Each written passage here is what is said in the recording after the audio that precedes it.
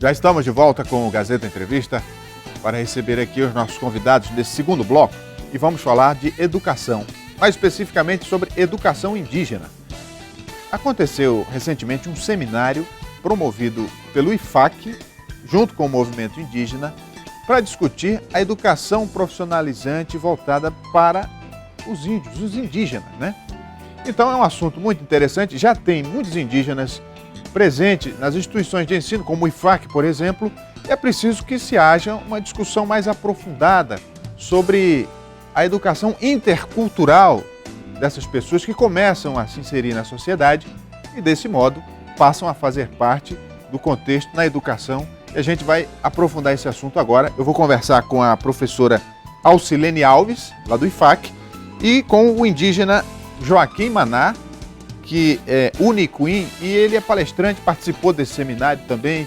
A gente vai abordar esse tema. Podem vir para cá os dois, por favor. Obrigada.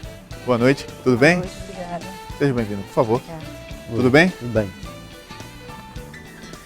Então, vamos começar falando desse seminário que aconteceu ontem, né? Isso. Então, o seminário... Qual foi o objetivo? O que vocês concluíram? O seminário é parte de um projeto de extensão que eu formulei, mas ele também é parte das discussões que a gente vem travando com os indígenas, com a FUNAI, acerca da educação intercultural, né? Educação para indígenas. A gente tem através do IFAC, o Pronatec está chegando às aldeias, e isso acabou gerando uma urgência de discutir conteúdos, adequação, porque a legislação exige que a educação indígena tenha especificidade relacionada aos aspectos culturais do povo. Além disso, existe uma outra discussão que é nacional, que é a exigência da implementação da Lei 11.645, que exige que os currículos de história, arte, sociologia, tudo sejam adequados à questão dos conteúdos étnico-raciais. Isso aí inclui afro-indígenas, né? Então isso é uma coisa presente, independente de nós termos uma população indígena ou não, é necessário. Há o Pronatec, que tem uma exigência de adequação e de discussão da educação indígena. O IFAC tem alunos que residem nas cidades e que são indígenas, tanto em Rio Branco, quanto em Tarauacá, que é cercado de várias terras indígenas, quanto em Cruzeiro do Sul. Então, todo esse processo aí fez com que a gente pensasse em discutir com os alunos, com os professores do IFAC, através do seminário, a questão da educação indígena. Professor, como que vocês, indígenas, recebem, né, esse chamado e participam desse movimento? Então, foi interessante a palestra de ontem, né? Um assunto que há 30 e poucos anos a gente vem já trabalhando. Iniciou esse processo de chegada das escolas ou do mundo da escrita em 83, a partir de 83, né? E cada povo de cada terra foram recebendo as escolas e houve a formação dos professores, a produção dos materiais para serem usados nas escolas. E durante esse tempo, quanto a ONG que iniciou esse processo, a Comissão Proíndio, depois a Secretaria em 2000, né? Secretaria de Educação, dando a continuidade dessa formação. E a partir de 2008, a UFAC, né? A UFAC de Cruzeiro do Sul, deu a continuidade da formação na graduação. Sim. E hoje a gente percebe, como a professora já falou, né? Vários movimentos, vários indígenas estão entrando, estão se ingressando nas universidades particulares ou públicas. E o IFAC é um dos que está fomentando isso, né? E ontem eu estava citando lá alguns exemplos que nós, considerados indígenas, nós queremos receber. Sim, era isso que eu queria ouvir. Mas assim, também a resposta, queremos se vocês querem receber ou se estão sendo forçados a isso. Não, queremos receber, mas que seja de acordo com a realidade do nosso povo, Sim. da nossa convivência. Por isso que a professora estava falando que há uma necessidade da gente fazer uma uma conversa mais afinada, né, para que todos nós possamos entender, conduzir isso da melhor forma possível. E do ponto de vista de vocês indígenas, quais seriam as mudanças, né, as adaptações para que atendessem à necessidade de vocês? Então, nesses últimos anos, a escola chegou meio que de qualquer jeito, né? Sim. Mesmo sendo os professores daquele povo, daquela comunidade trabalhando como professor, mas um único conteúdo era ensinado, que era a língua portuguesa. Isso tenho percebido que faz com que a nossa cultura, ou a cultura desses povos, pode ser comprometida, ou aliás, já é comprometida. Desde o contato que tivemos com a frente da seringalista, né, exploração de seringa, nós já tivemos esse problema. Agora a escola também pode estar levando esse. Mas no caso da cultura problema indígena, não caberia aos indígenas preservá-la?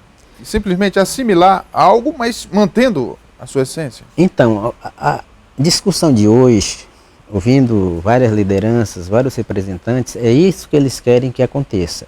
Não só simplesmente vindo de fora, mas o que está vindo de fora que também fortaleça o que está dentro de nós. Porque que é a nossa o que tá língua, dentro a nossa cabe cultura, a vocês fortalecer, né? os nossos conhecimentos, e assim a gente fala da nossa diversidade. Sim.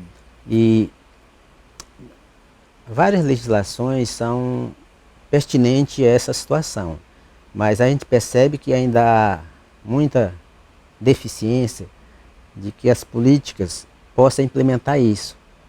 E quando ontem estava falando de 5 referências, né, que é a diversidade, a interculturalidade, o bilinguismo, a especificidade e a particularidade.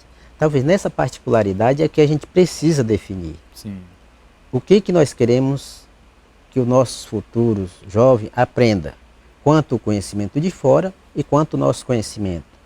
E aí vem a questão do ensino da língua, o ensino das artes, o ensino das plantas medicinais, o fortalecimento das plantas, aliás, da nossa agricultura alimentar, né, que a gente sempre plantou, continua plantando, para que esse outro conhecimento que está chegando não crie um problema ou impacto para que futuramente a gente possa ter um problema por conta disso. Professora, e até que ponto o IFAC, as instituições, a senhora com esse projeto, está ou estão dispostos a fazer essa adaptação, mas sem criar também um desequilíbrio entre o que é oferecido aos indígenas e o que é oferecido ao restante da sociedade? Como é que vai chegar numa medida ideal? Olha, isso é difícil, né? Essa medida ideal, ela é difícil. Mas, assim, para te esclarecer que todo esse processo ele não surgiu porque o IFAC foi atrás. É que como o IFAC está dentro de uma região que existem muitas terras indígenas, então muitos indígenas vão procurar o Instituto para se formar, se capacitar. Né? E no caso do Pronatec, por exemplo, os indígenas é que vieram pedir, e houve 2 cursos no Caucho, na comunidade do Caucho, e agora a gente tem para a Colônia 27, que fica a 5 quilômetros de Tarauacá. Então, nesse sentido, os índios nos procuraram. E aí a gente viu que tinha algumas questões, alguns equívocos na implantação desses cursos. Né? Então, a gente chamou quem? As instituições que trabalham com essa discussão. Os indígenas, evidentemente, que já têm uma experiência na educação, e também a FUNAI, porque é o órgão regulador, né? A FUNAI também chamou atenção para essas questões. E aí a gente pensou nessa adaptação. Então essa adaptação foi construída junto com os indígenas, pensando que quem vai dar o curso serão indígenas também, porque existe muito indígena com formação. Na região do Juruá, os indígenas têm faculdade, ensino médio, então eles podem estar sendo inseridos, inclusive, no trabalho do Pronatec. Né? A gente está querendo gerar também uma perspectiva de renda e também de aplicabilidade do estudo desses indígenas. Então, a gente está pensando numa direção que os indígenas trabalhem com os outros indígenas. Professor, e em relação ao que os indígenas podem nos oferecer, né? O quanto vocês estão dispostos a isso também? Então, todos os povos têm uma experiência bastante interessante, né?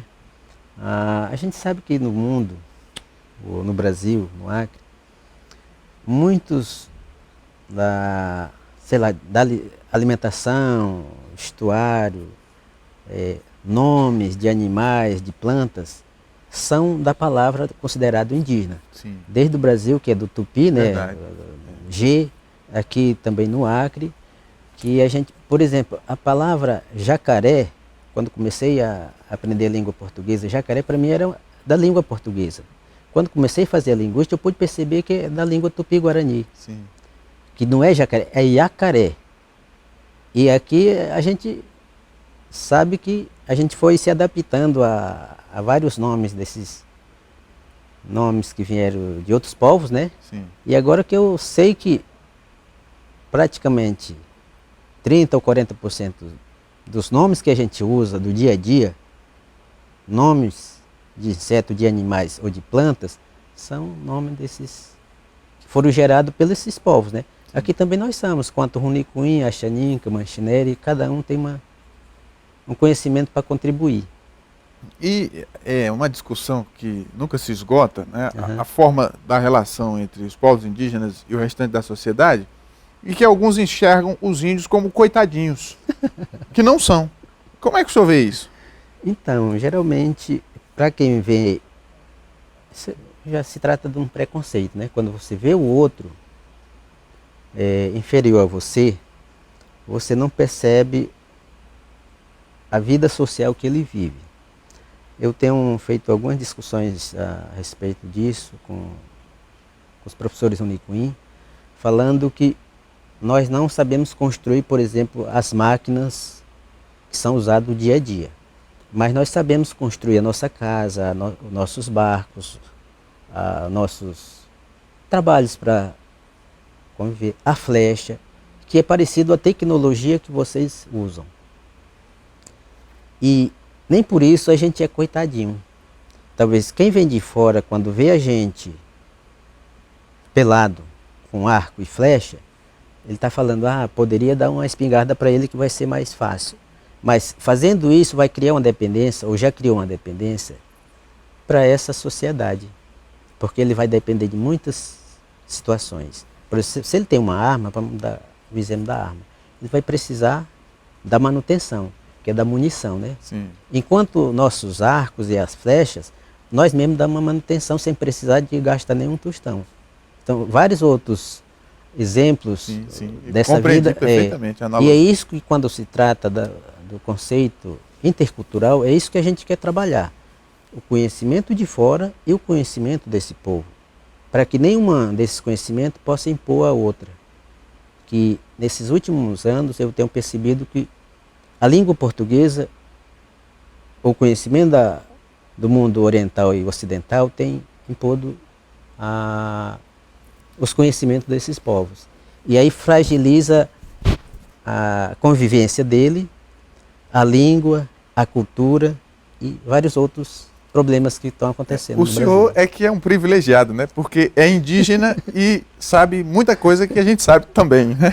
Então, parabéns para o senhor. Obrigado pela vinda aqui no programa. Obrigado, professora. Mais alguma informação? Sim, a gente queria ressaltar que isso que ele falou, a questão do conhecimento tradicional, ele deve ser discutido mais, né? Valorizado e respeitado. Então, muito das pesquisas que se tem recente estão dentro de uma coisa que os índios já conheciam, desse conhecimento tradicional.